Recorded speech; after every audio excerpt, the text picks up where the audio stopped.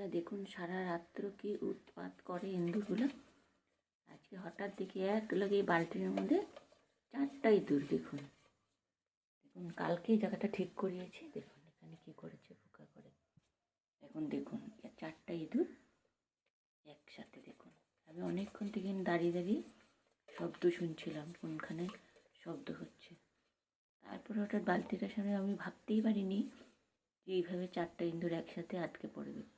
দেখুন হ্যাঁ, 4টা ইঁদুর একসাথে সারা রাত্রে এত উৎপাত করে।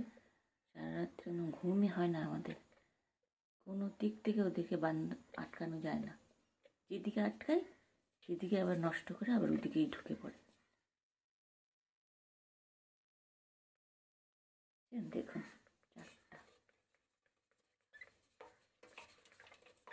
কীভাবে বালতির মধ্যে ঢুকলো। বালতির মধ্যে গেলো ভাতের মার। এটার মধ্যে আমি ভাত রান্না করে এটার মধ্যে মার গেলে এটাকে আমি এখানে রেখে দিই। দেখুন